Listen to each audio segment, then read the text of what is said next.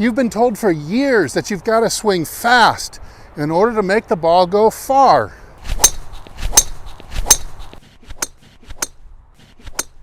But this is just killing your distance. You see, the fastest pros on TV actually slow down on their way into impact. Sounds impossible, right? Well, check this out. Here's Wilco Nienaber. He's arguably the fastest pro in the world right now. Now, his hands reach their max speed right about here at about 28 miles per hour. But at impact, his hands are only moving 18 miles an hour. Now, Wilco can probably get it up to 140 miles an hour clubhead speed. But here's more. Check out Kyle Berkshire, arguably the world's fastest golfer. Here he is swinging 162 miles per hour and hitting it dead on the button. His hand speed also peaks out at 28 miles per hour, but it slows down to 15 right at the impact. So the difference isn't how fast they turn and get their hands going, but how abruptly they can slow them down. And that 3 little miles per hour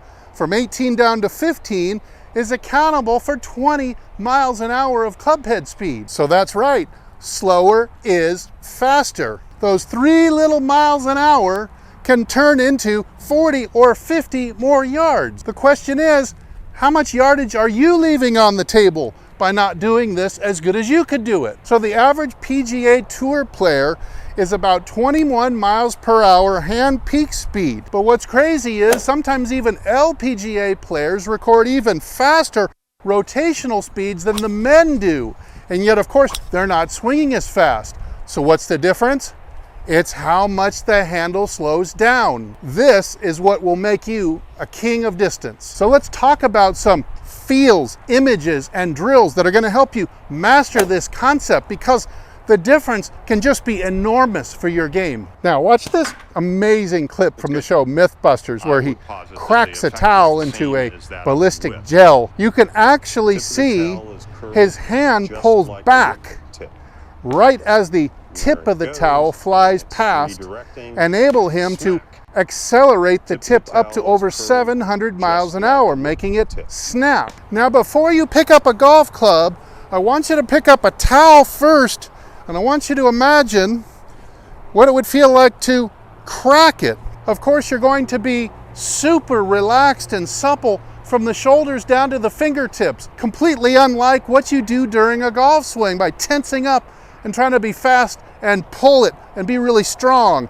But instead, just by cracking a towel, you can start to get the feeling of what it feels like to make the hands slow down. But just by focusing on supple, relaxed arms, putting the heave out in front, and then snapping a wave of energy down the towel, you can get this thing to a really high speed. So the problem is you're not anything like this when you go to hit a golf ball. But instead, you get tense, you get strong, and you try to muscle the ball through whenever you're trying to hit the ball farther. Now watch me use this battle rope to create a wave by heaving my body and stopping my hands suddenly.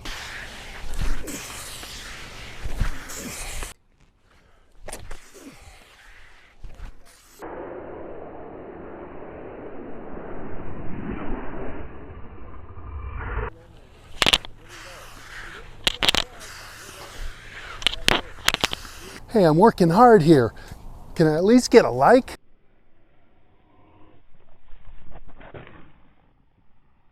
So now that we've replaced that strong pulling urge with a supple whipping idea, in the immortal words of Count Yogi, get muscleless and boneless, well, now we can really work on getting that speed up. All right, let's start by talking about the left arm, since it's usually the culprit that destroys the whip action and gives you the strong pulling urge instead. Now, right now I've got the handle right about even with my right thigh, and this is right where the pros on TV start to slow the handle down. The average amateur instead slows it down a lot closer to impact, which gives them less distance to slow it down. Of course, this is also why the average golfer slices. Now, you see what happens if I try to speed this handle up. After 20 inches from the ball, I'm going to bang my elbow right into the pole, and that kind of hurts if you do it over and over again. But instead what we want to do is cause the handle to slow as much and as abruptly as possible. And you see what happens. This will be our centrifugal force machine. You'll see what happens if I throw outwards instead and make the handle slow down. We get the ball to go out to the end of the stick and pop really nicely. Draw it back. Now, a little bit of turn back into it will give me a little bit of forward speed, but then now I'll allow a little run up, but watch as I'm going to abruptly stop the handle, and that makes the ball go out to the outside and pop, causing the club head to accelerate and fly past the handle at much greater speed than if you had pulled it like this. Now keep watching, because in just a minute I'm going to show you a bonus tip that's going to help you double your gains in distance with this exercise. Now the easiest way to practice this at first is with an alignment stick if you don't have one of those training aids, but watch how I'm just going to whip this thing around the pole. I'm going from 90 or more degrees cocked to 90 degrees or more cocked on the other side. Look at the position that my wrist is in. My arm will turn over 180 degrees like that, and my elbow is going to fold. So those actions right there, I'll do it again slow.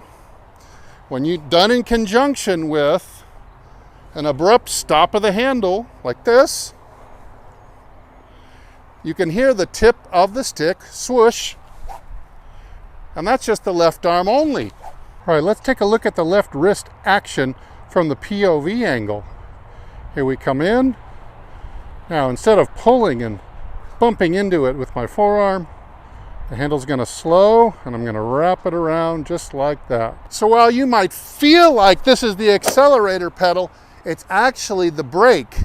And actually putting on the brakes is what causes the acceleration. Now feel free to pause the video at this point, grab an alignment stick, and try both methods, the pulling method and the whipping method. And if you can get that club to whip and you can hear it with just your left arm only, go down into the comments and leave a sentence that has the word whip in it so I know you've got it. Now one day several years ago, a stunning realization dawned on me that the basis of speed is this whip action, and the body really only serves as a brace.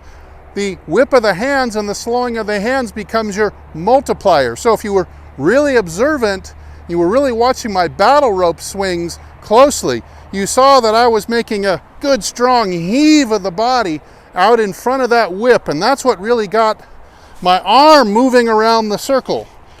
So that's where we're going to get our peak speed from.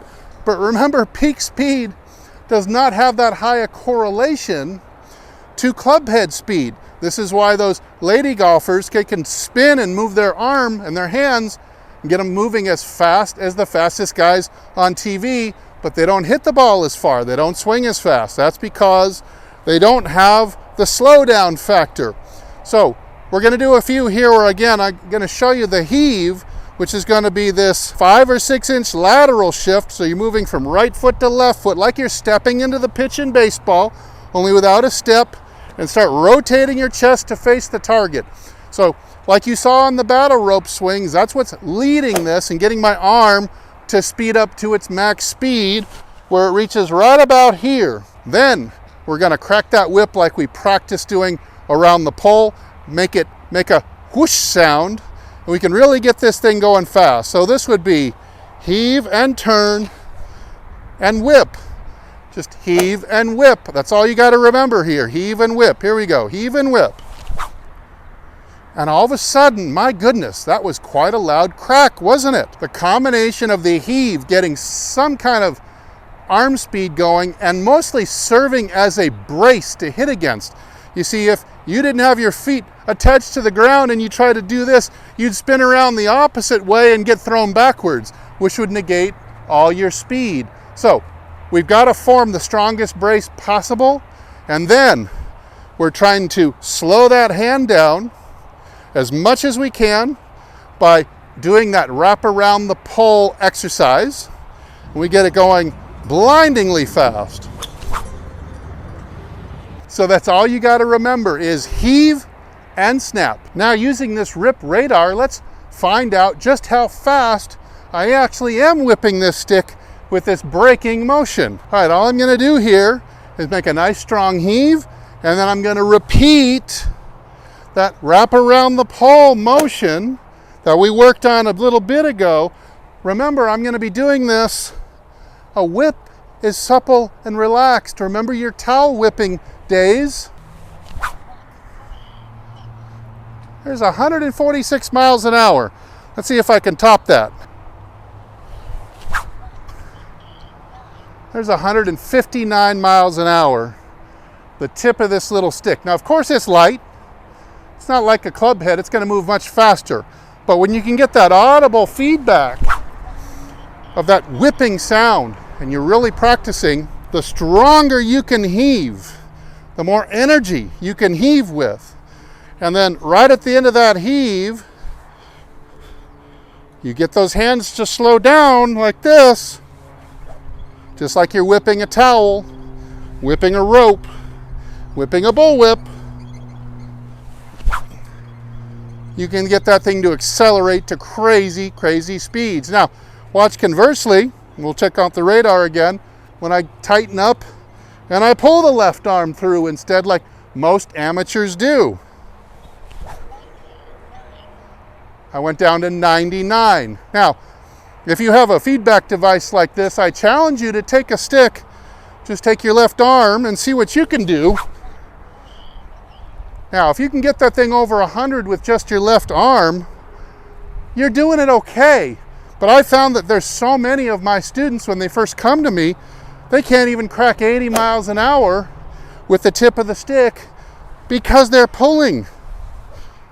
They're trying to pull. Remember, if you pull on it and you try to be strong, it really is acting as a brake, because the handle of the club doesn't get a chance to slow down very much at all, and it's late anyway. And that usually causes you to swing very slowly and leave the club face open, and that's why so many people slice it. All right, now let's talk about how we're gonna incorporate the right arm in there as well. Remember, we've got our left arm. We want it to reach peak speed right about our right hip and thigh, right about here. That's where the pros are. They're at about 20 inches from impact when the club handle starts to slow down. The average golfer out there, the 18 handicap, pulls on it. Therefore, the club starts to slow down less than half of that, more like 8 inches away. And so it never has a chance to slow down very much. And so the club never gets whipped, accelerated to high speed. Remember that. So we adopt our towel cracking arm and wrist, and let's figure out how we're going to make the right arm work as a team member. So here we go. We're going to go through this motion slow, 90-degree wrist cock, wrap the club head around the pole, 180 degrees. You see what the right elbow's got to do. The right elbow is going to go from about 90 degrees bent, and it's going to straighten. A lot of people don't do this.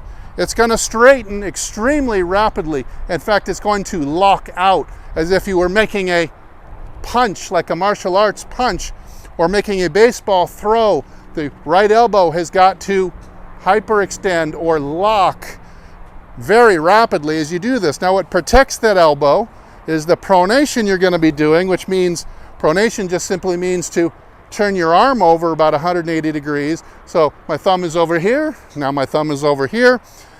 The two of those together will match up with what the left arm is doing. Bent right elbow and straight right elbow over the top of the folding left, just like that. The handle of the club is going to abruptly stop. See that? Now, of course, that looks like a cast, you're saying. I'm releasing it way back here, but remember, we're simply isolating what the elbows and wrists are doing in a golf swing. Once you put it together with that heave, that big heave out in front that you saw in the battle rope, then the timing is going to be beautiful. You're going to create more lag than you even know what to do with, and the club is going to accelerate so fast you won't even believe how far you're going to hit this thing. Here we go again. It's from A and around to B. I'm trying to form a 90-degree angle to my straight right elbow, like this, forearm to club shaft, 90 degrees, for a total of 180 degrees or more. of freedom about the wrist, while the handle of the club goes from as fast as you can get it from your heave to as slow as you can get it from your whip. Now let's look at the two-arm motion from the POV angle. Note the position of the hands coming into it. Again, I'm not going to pull. I'm going to slow the handle. Now let's take a look at that bonus move. Wrap the forearms over just like that. Now let's hit a few and see if we can let's take a look at that bonus. Some of our heave and whip actions into a real swing. Here we go.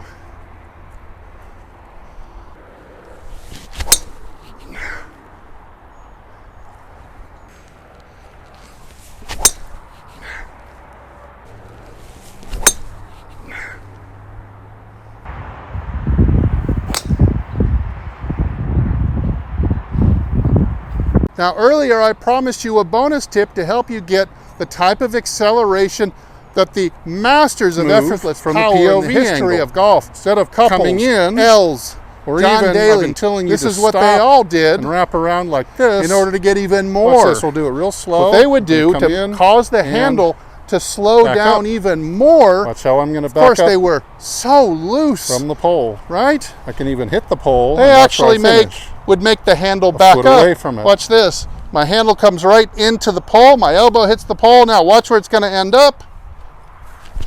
Look at that. Look at the gap, how much backwards that handle went. You get that thing even going backwards. Just like the towel whipping video we just watched from Mythbusters.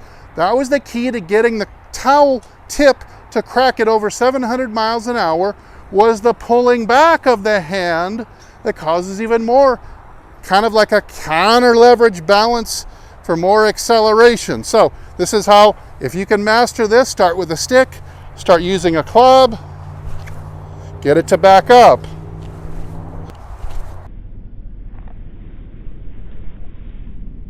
Now, doesn't that look cool in slow motion? Now, of course, when you add the heave out in front, that causes the club handle to speed up. You're not going to instantly stop turning, so this is never actually going to go backwards. It would be great if it could. You could make it go backwards or go to zero in a real golf swing. But what you'll simply do is, like Wilco Nienaber, like Kyle Berkshire, you're going to maximize the amount of sudden slowdown that your club handle gets through the impact zone. Now let's take a look at that bonus move from the POV angle. Instead of coming in, or even I've been telling you to stop and wrap around like this, watch this, we'll do it real slow. I'm going to come in and back up. Watch how I'm going to back up from the pole. I can even hit the pole and watch where I finish. A foot away from it. Now check this crazy clip out of World Long Drive champion Martin Borgmeier in his simulator with a whippy club, just perfectly illustrating how slowing the hands down causes the club head to accelerate and fly by. He's just taking it to the extreme. He's even broken clubs like this. All right, so I want you to go out and practice this move for a few days, and I want you to come back and tell us about your progress. Or if you'd like, just drop a question down in the comments and I'll try to respond to everyone.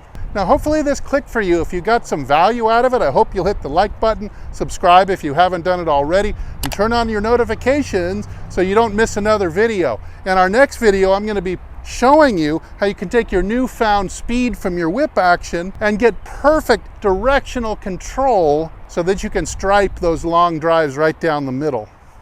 You're not going to want to miss it. Hey, I'm Steve. Thanks for watching. Head over to my website, hititlonger.com, for lots more great videos and articles that are going to help you with your golf game. In the meantime, I'll either see you in the next video or I'll see you longer and straighter down the fairway. Everybody take good care.